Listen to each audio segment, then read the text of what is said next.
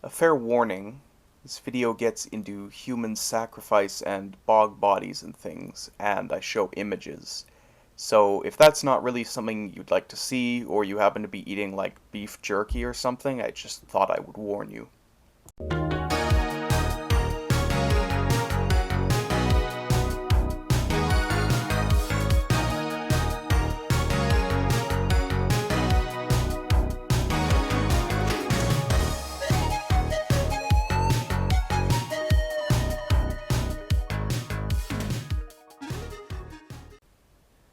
While the Celts are known today in the British Isles, they once spanned continental Europe and reached as far east as Turkey.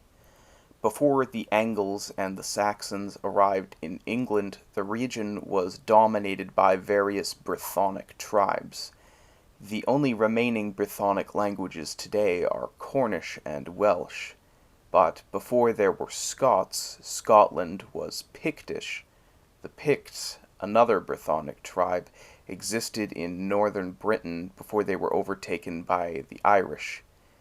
Indeed, it was only as recently as the 15th century that Scottish Gaelic became a distinct language from Irish Gaelic. So the Scots were at one point Irish. Meanwhile, in continental Europe, before the 5th century, France was a region called Gaul, which was dominated by the Celtic Gaulish tribes. Not much is known about the ancient Celts as other peoples during this time, but from what little we have, a remarkable amount of evidence can be pieced together from linguistic and archaeological evidence. The issue is, the Celts during this time are, by definition, prehistoric, as history is that bit of the past that has been recorded in writing, and as writing was invented or imported at greatly different times depending on where in the world you were, history doesn't start at the same time everywhere. Within continental Europe, there was a degree of interchange with Rome while it had conquered that region.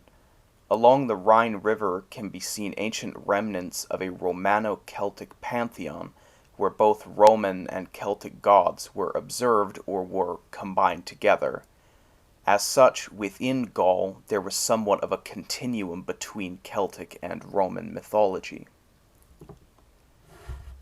While stones may stand for millennia, structures of wood will naturally decay. As is the case with the many Celtic temples, they took the form of wooden circular walls that had no roofs but were exposed to the sky. A wooden ring was found in Oxfordshire in Britain with 6 post holes. Perhaps each was to represent a different deity, and in the foundations were buried a plough, a sword, and a shield. There were various similar such temples with evidence of Celtic cult activity, and when I say cult, I don't necessarily mean cult in the modern sense of the word. A cult can just be a religious group. It doesn't have to be the kind of negative cult that we think of in modern times. So there was evidence of Celtic cult activity as well as Roman cult activity, or a mix thereof. One such Roman site had evidence of goat and sheep sacrifice. Chariots, carts, or metal armor and weapons may be found buried at these sites, indicating a sort of offering. These were often damaged, but by the looks of it, by some sort of ritual damaging rather than a real battle. There's evidence that the area around these shrines became popular because of their religious significance, whether that meant people arriving as pilgrims or settling there for trade. As such, regions often became populous trade centers because of all the people that would pass through.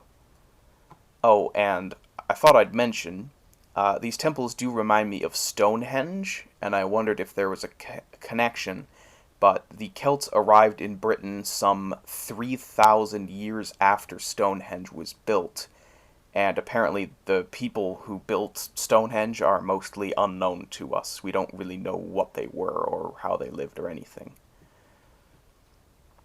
These temples ubiquitously feature long wooden shafts, some of which were perhaps decorated like certain deities as a means of worship. There was also a central shaft that perhaps represented the world tree, which is an ancient idea of a massive tree representing a connection between the heavens, the earth, and the underworld. This would connect the temple to the gods and the underworld. There are also posts where there's evidence of human sacrifices being tied to them before being ritualistically slaughtered and buried as a gift to the underworld. More common things to present to the gods included golden coins and metal axe heads, which were ritually smashed. In later years, after the Romans began to take over more and more of Gaul, places of worship were more often not in any form of temple, but simply the land itself. The gods were believed to live in the mountains, in streams, in springs, or deep within the earth, and as such, places of worship took the form of sacred groves. Dio Cassius, a Roman historian, wrote about a sacred forest where people were sacrificed to the war goddess Andraste. And there's a wood in southern Gaul that was described as a grim place that's sprinkled with human blood. Caesar himself remarked that there was a great treasure hoard of weapons and gold that had been left in a heap on the ground after a battle as the winning side's offering to the gods. And all around the hoard, all around the area, the hoard was regarded as so sacred that they didn't need anyone to guard it because no one would dare steal from it because it was so sacred. The Druids were those who made up the religious caste of Celtic society. Some part of their work was human sacrifice, which they did hold in high spiritual importance. The Mediterranean societies that wrote about Northern Europe were understandably disturbed by their sacrificial rites, though ironically, I don't think they realized that they themselves had practiced human sacrifice some 2 centuries prior. Well, not themselves, but like the Romans. Bodies can be found buried under the remains of certain Celtic forts and temples. An infant buried under the Maiden Castle shrine may have been deliberately killed. 3 men at Danebury can be found under a quarry that made up the foundation of the fort, and there was also the remains of a young man face down in the foundations of South Cadbury. This is thought to be their way of appeasing the gods of that land so that they could live on it, by putting a sacrifice directly into the ground under where they're going to live. Some buried at Danebury had rocks laid on top of them, or at other times their bones were scattered about. The rocks were meant to keep their spirits from rising out of the land and tormenting the living, or perhaps nullifying the sacrifice by leaving the area. While the scattered bones were sort of the opposite. They were a way to expose the body to the air and let the spirit depart, something like how you might spread out your potatoes so they cool down quicker. Bog bodies are corpses that are preserved and mummified as a result of lying at the bottom of bogs. There's little oxygen there to allow the regular microbes to deteriorate a person, and very little decomposition reactions and things take place. And so because of it, the bodies are relatively unchanged for sometimes thousands of years, which allows us a much better impression on how they were killed and how they lived. The Lindo man was found at the bottom of a peat bog at Lindo Moss near Wilmslow in Cheshire, northwest England. At the time of death, sometime during the 1st century AD, he was in good health and looked to be of high social status, but his skull was bludgeoned, possibly from an axe, and marks around his neck reveal that he was strangled to death. In his stomach could be found mistletoe, and mistletoe is associated with the oak, which is of high spiritual importance to the Druids, nor is the herb something that you would eat, so it's possible that the Lindo man was a sacrifice. Fascinating and terrifying was the preoccupation with human heads. The head was believed to house the soul, and so the soul was essential for sacrificial work. Skulls were attached to poles and fort gates, and many Celtic shrines are littered with the skulls of the losing side of an ancient battle. Some stone forts from the 4th century onward had holes in the walls specially shaped to hold skulls.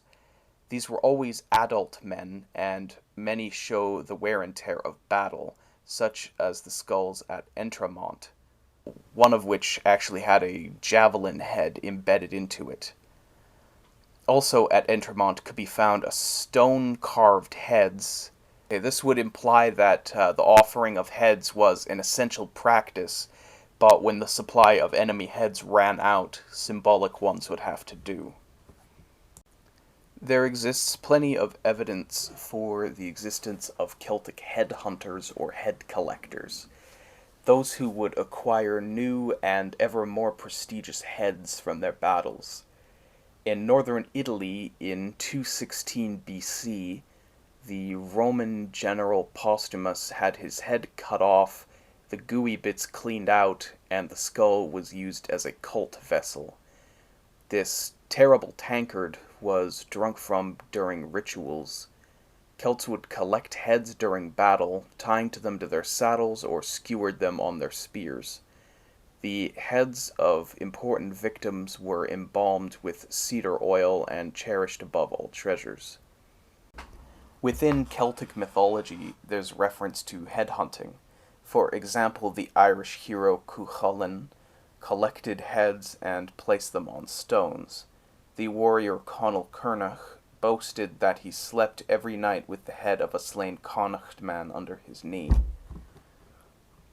Previously, I mentioned in passing that the Romans were appalled at the Celts' human sacrifice, as the practice was foreign to them. There's reason to believe that the Romans invented or exaggerated some of these practices to the Roman public in order to foster more support for their conquest of these lands.